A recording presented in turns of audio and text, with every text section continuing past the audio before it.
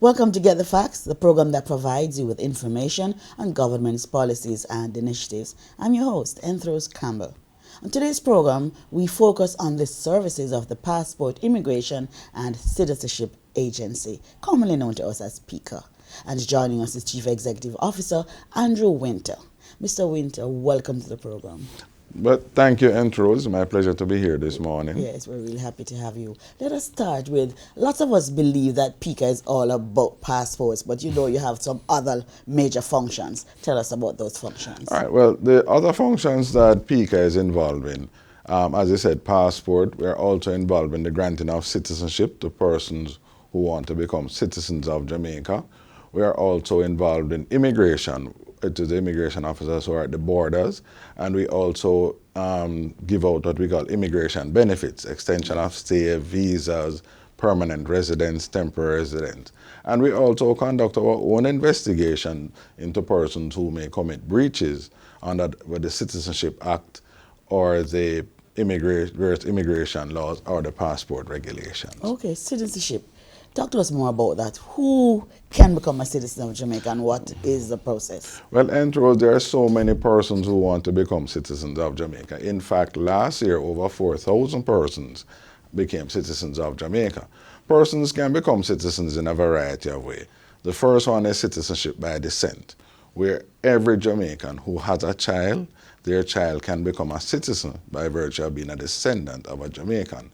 The next one is by marriage. Persons who are married to Jamaican nationals can become citizens of Jamaica. Then we have citizenship by naturalization. Persons who have been here for some time, 5 years or more, living and has turned Jamaica into their home, can become citizens. We have a unique category which we call citizenship by doubt. And in this category, persons may have been born in Jamaica, what we would call an unregistered birth. Maybe their parents died, maybe they were abandoned, and then by conducting a certain amount of investigations, we are able to establish that they are Jamaicans, but because there is not the normal registration of the birth certificate or that they are the descendant of a Jamaican, we are able to establish them and provide them with a form of citizenship.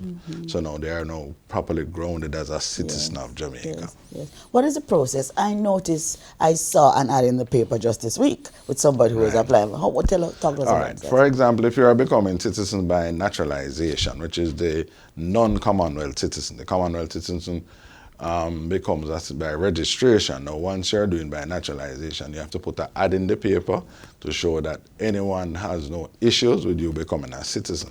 For persons who are married to Jamaicans, they apply by virtue of their marriage to the Jamaican national that they would like to become a citizen of Jamaica. And the sentence, as I said, speaks for itself. So the one that you see in the newspaper is usually the non-Commonwealth citizen, what we call the alien in our parlance. Under the Aliens Act, they are now becoming citizens, so they have to advertise. And usually they are living in the country for 5 years and more continuously. So they are now entitled to become a citizen of the country. So with all the material in, how long does it take? Well, it depends. Citizenship by descent is the quickest route. That usually takes somewhere up to 25 working days for a person. However, once you with naturalization, you have to submit a lot of documents. Then we have to do our background checks and our security vetting to ensure that you're a person, a fit and proper person to become a citizen of Jamaica. And sometimes that can take a bit of time. Usually we're trying to do it between 12 and 18 months. It used to take much longer before, up to 3, 4 years, 5 years. But now we have improved on our processes. We have better communication with our overseas stakeholders, and that has helped to reduce the time. So most time is between 12 and 18 months where persons are able to become citizens through naturalization, registration, or marriage. So those usually take longer, but as we improve, and in fact, very shortly we'll be even improving that process even better. we're moving that also into the digital yes, space. yes. We're going to talk about that. Yes. I know of someone who had become a citizen of another country. He's Jamaican and wants to come back. How does that work? Well, they come back. They enjoyed what you call, in some countries, facilitate dual citizenship. Yes. So you can be a citizen of Jamaica and you can be a citizen of that country. There are unfortunately situations where some countries do not facilitate and you have to actually renounce your Jamaican citizenship to become a citizen of that country. Now, when you have renounced your citizenship, you're no longer Jamaican, you're the nationality of that country. But when you return to Jamaica, if you so desire, your citizenship can be restored. And that is another process where we restore your citizenship to you. Yes. Right? So there are many reasons, persons, especially in some of the European countries, that don't facilitate dual citizenship. You have to renounce your Jamaican citizenship. Okay. Many people like to become Jamaicans, like to be known as Jamaicans. What are the benefits and why should one want to become a Jamaican? When we think of our proud legacy Yes. of Jamaica, I mean, in so many ways, we're just a unique country. And you want to identify it. Our reggae music, our coffee. I mean, one time in Jamaica had all the 100-meter champions in the world. Right? You want to be part of a very unique heritage. Yes. Right? Yes. I once heard someone say, he does not understand how a country of 2.8 million people has such an impact on a world of 6 billion people. So you want to be part of that. And, when I just joined PICA, I found it to be, I couldn't believe people want to become citizens of Jamaica. You want to become citizens of the developed countries. Yes. But it is important for us, if we were to listen to these people, to find out how much this small country has to offer and how much these persons appreciate. Many of our successful persons in this country came here as immigrants and then became citizens of Jamaica, and this is their second and third generation, which is helping this country to continue to be a success. Interesting stuff. We're going to take a break now and we pick up with some more useful information on the Passport Immigration and Citizenship Agency, PICA. Stay with us.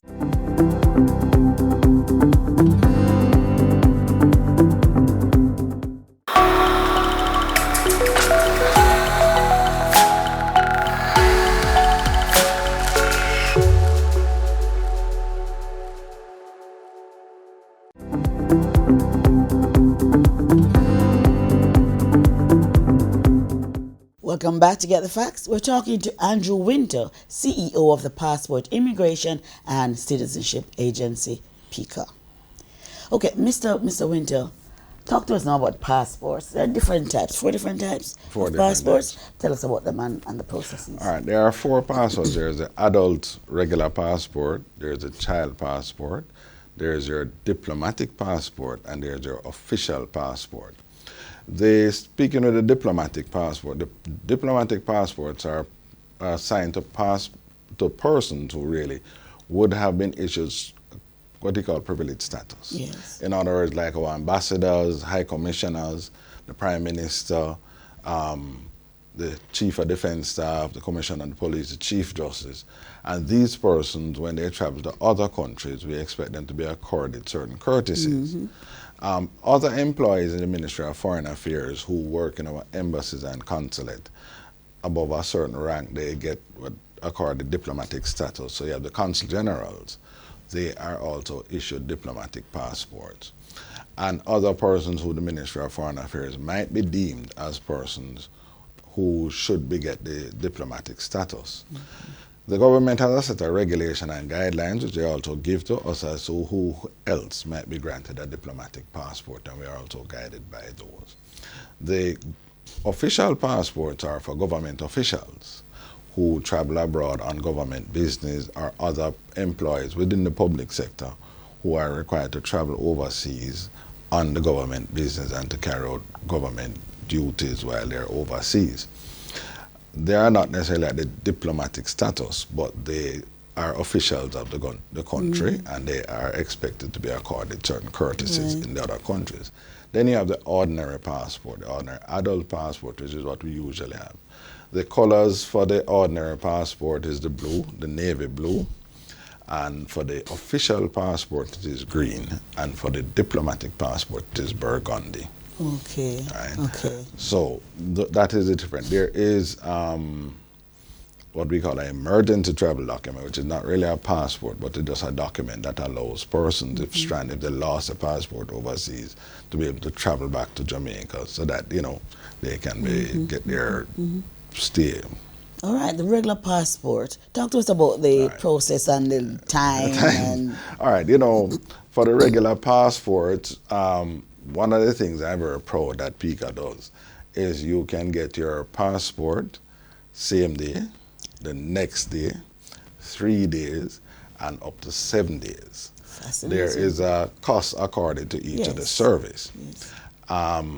And when you live overseas and you go through the missions within 25 working days, you want to apply through the mission and it comes in on time. And also with our online passport adult renewal facility, certainly within 20 days, you can get your passport overseas.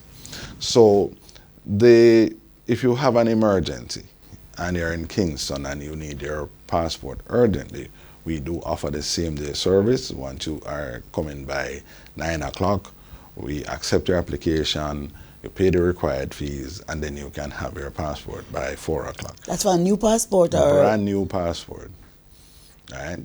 There is the 3 day, which is same day, next day. You can get it the next day as well. And then there's 3 day. We consider those what we call our expedited services. Okay, yes. Then the normal service, you get it within 7 working days. Right. And then, which is quick That's good turnaround stuff, time yes, because, yes. you know, I can boast that even some of my Caribbean neighbors are telling people up to 4 weeks before they can get their passport. Good stuff. I know you have some, you can apply, adults can apply now, whether you're here or overseas, can apply online. Online. So once they apply online now, and they go on our website, and then they go to the online section, the section that speaks to would you like to apply online. Once they click on that, they go and look at the criteria page where they can see whether or not they have met the criteria. Then they start to complete the process to include uploading your photo, and you make your payments, and then depending on what delivery facility you would want, we can give you the courier service. So you do everything, and you don't even come to our office, and it's delivered right back to you.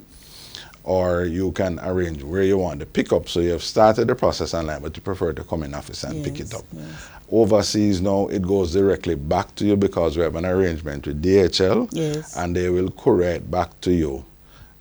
So once you pay the courier fees, your passport comes right back to you. And we have had some very, very favorable comments from very satisfied persons. I mean, people are like, wow, this is really happening. And we're continuing to build out that service. And in fact, I encourage a lot of people, particularly in this pandemic time, to use our online passport renewal facility. One of the things I should caution though, it is for persons who have been issued with machine-readable passports. You remember that old blue book that you see the handwriting? Yes. I'm sorry, that one does not qualify. Or the old hardcover book where you paste in the picture and it right up. Oh, those don't that's qualify. long time, I'm sure. That's long time. So persons who certainly have gotten their passport since 2002, which is the machine-readable ones, those are the person who can access that online facility. Right? Also, persons, if you have gotten married or had any material changes, unfortunately, you can't use the online facility to renew. So if there's no change to your status, then you can use it. What we have also added is what we call the simplified renewal process. So once you're an adult and there's no change, you know that long form that we normally give, and you have like 4 or 5 pages, we have a very simple form now, which is just 2 pages. Back and front, and you don't even need a JP to sign it. Oh, thank you.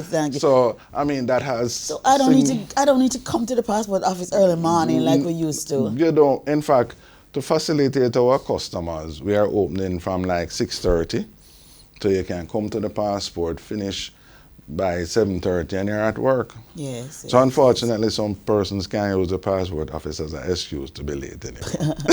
Very good. But before we go, you just got ISO 9000. Yes. status. Tell us about That that. is, I mean, we're particularly proud of that because we're probably the only passport or immigration agency in CARICOM to have acquired that. And that was very good. We're part of a group that the government had designated who Yes. wants to become ISO Right. 9000 quality certified, and our passport production and operation facility met the criteria, and we were certified as being ISO Since 9000 when? compliant since August. Since August. So, Congratulations. and we're very proud of it because what that now is testament to is the quality of service Consistent and the quality. consistent quality, and now it helps us streamline our processes so we become very efficient, and also we look at quality of adopting the philosophy of quality throughout the organization. Excellent, Right? excellent. So I think that even contributed to us participating in the Jamaica Customer Service Yes. and PSOJ Excellence in Service you came Award. second. And we came second. Yes, but you also congratulations. participated We did, too. yes, So I yes. mean, we share that in Yes, common. yes, yes. So okay. we look forward, that in the landmark thing for us, Yes. and we are now going to certainly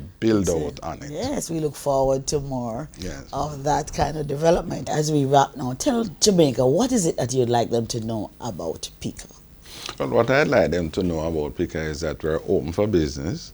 We have implemented all the things for the new norm. So we have put in our social distance protocols, our sanitizing protocols, and for you to wear your mask. But we are still home to give you that high level of service, and we want you to come and to do your business and let you know that we're still open for business. We are also letting you know that in a few months, within the next 12 months, a number of our services are going to be migrating to online platforms, again, which will facilitate ease and comfort to ensure that you still get the best quality service and products from the agency. And we want to really thank them for their support during this time, because it's really good to know that person still came out to the agency and still, you know, they need their passports, and we're very happy to continue to give them the high quality of service and good customer service. Thank you we so very appreciate much them. for coming today to talk with us on Get the Facts. It was our pleasure having you. It was my pleasure to be here. This has been Get the Facts. Our guest was Chief Executive Officer at the Passport Immigration and Citizenship Agency, Andrew Winter. For more information on the role and function of the Passport Immigration and Citizenship Agency, contact them at 876-754-PICA. That is 876-754-7422. You may also visit their website at www.pica.gov.jm. Until next time, when Get the Facts brings you more useful information, I'm Enthros Campbell. Thanks for watching and take good care.